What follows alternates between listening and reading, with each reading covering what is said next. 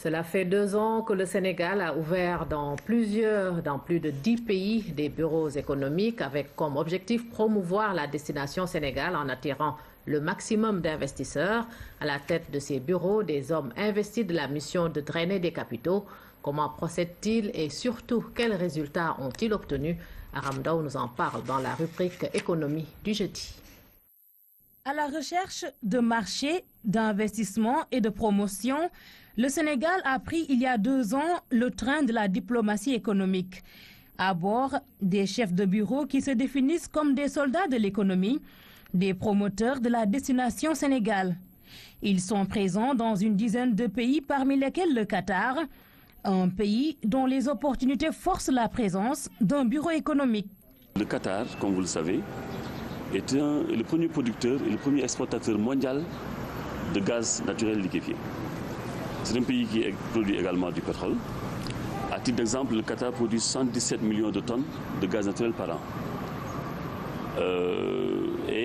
De ces ventes d'hydrocarbures, le Qatar retire 133 milliards en moyenne de dollars par an, qui sont rapportés à sa consommation de 50 milliards de dollars. Le reste, c'est pour l'investissement. Donc c'est un pays qui a des ressources financières quasi illimitées et des ressources en énergie également très importantes. C'est le 3e en termes de réserve mondiale. Les capitaux dont nous avons besoin pour l'émergence, les hydrocarbures, c'est des pays comme le Qatar que le Sénégal peut l'obtenir. Les relations entre les 2 pays sont au beau fixe. L'environnement est propice aux bureaux économiques et à leur ambassade de faire le reste. Déjà, ils se réjouissent d'un acquis de taille.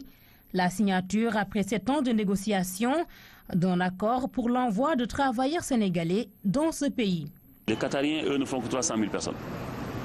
La population émigrée qui est là-bas, en septembre 2014, était de 1 887 000.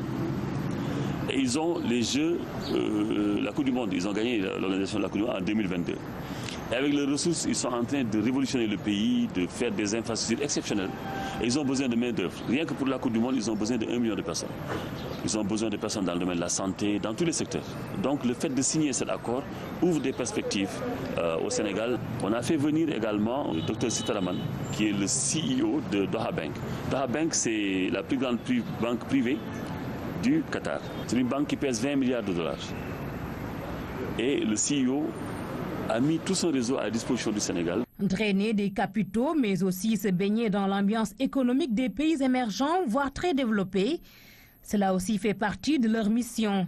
Car le Sénégal a également besoin de leur expertise pour son ambition d'émergence. Le Sénégal aussi est un pays très vendeur, un pays où tout le monde le sait, où le risque pays est quasi nul. Donc c'est un pays où il y a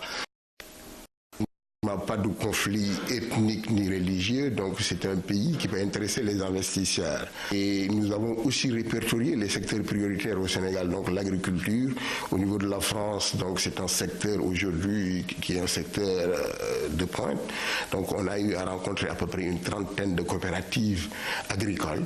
Et pour la plupart, effectivement, après nos rencontres, l'idée de venir prospecter, de participer au développement agricole au Sénégal est une idée aujourd'hui qui fait son bonhomme de chemin. Prospecter, intéresser, convaincre, les maîtres mots de ces sentinelles.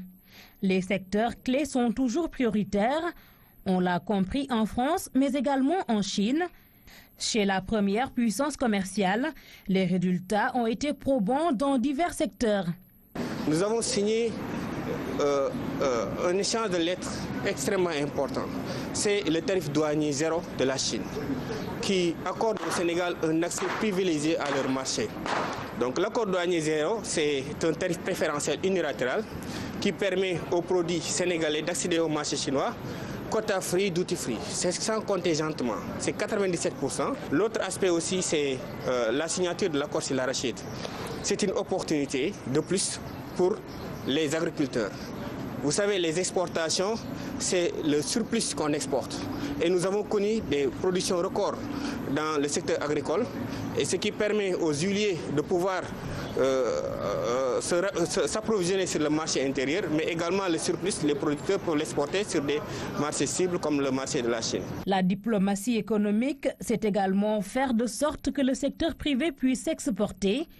Le réussir fait partie des perspectives de ces bureaux encore jeunes, même s'ils ont apparemment bien pris leur marque.